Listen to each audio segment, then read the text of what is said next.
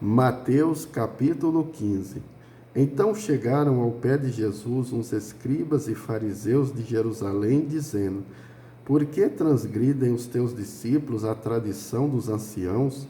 Pois não lavam as mãos quando comem pão. Ele, porém, respondendo, disse-lhes: Por que transgredis vós também o mandamento de Deus pela vossa tradição? Porque Deus ordenou, dizendo: Honra teu pai e a tua mãe, e quem maldisser ao pai ou à mãe certamente morrerá.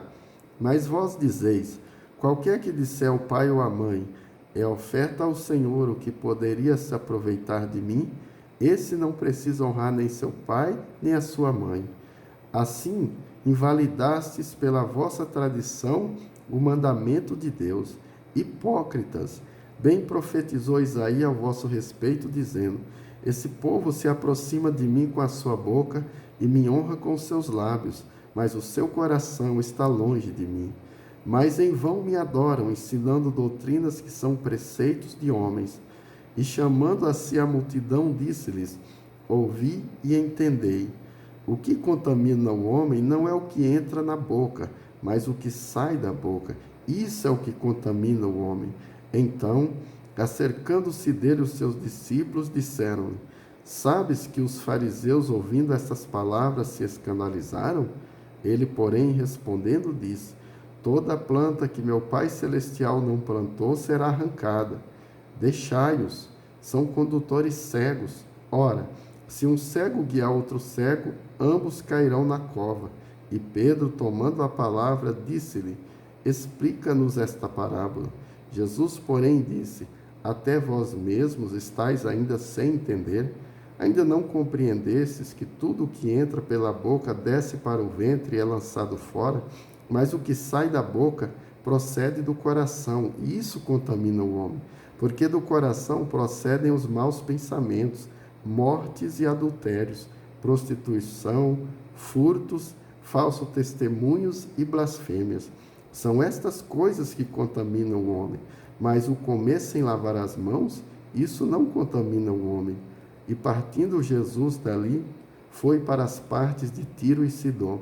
E eis que uma mulher cananeia que saíra daquelas cercanias clamou, dizendo: Senhor, filho de Davi, tem misericórdia de mim, que minha filha está miseravelmente endemoniada.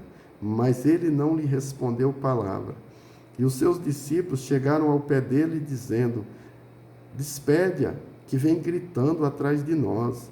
E ele respondendo disse: Eu não fui enviado senão as ovelhas perdidas da casa de Israel. Então chegou ela e adorou, dizendo: Senhor, socorre-me. Ele, porém, respondendo, disse: Não é lícito pegar o pão dos filhos e deitá-lo aos cachorrinhos. Ela disse: Sim, Senhor, mas também os cachorrinhos comem das migalhas que caem da mesa dos seus senhores. Então Jesus respondeu e disse-lhe: Ó mulher, grande é a tua fé, seja isto feito para contigo como tu desejas. E desde aquela hora a sua filha ficou sã.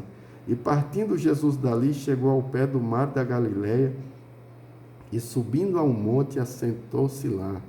E veio ter com ele grandes multidões, que traziam coxos, cegos, mudos, aleijados e outros muitos, e os puseram aos pés de Jesus, e ele os curou.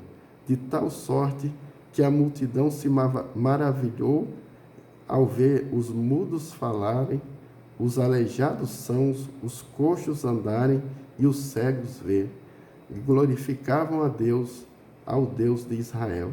E Jesus, chamando seus discípulos, disse: Tenho compaixão da multidão, porque já está comigo há 3 dias e não tenho o que comer, e não quero despedi-la em jejum, para que não desfaleça no caminho.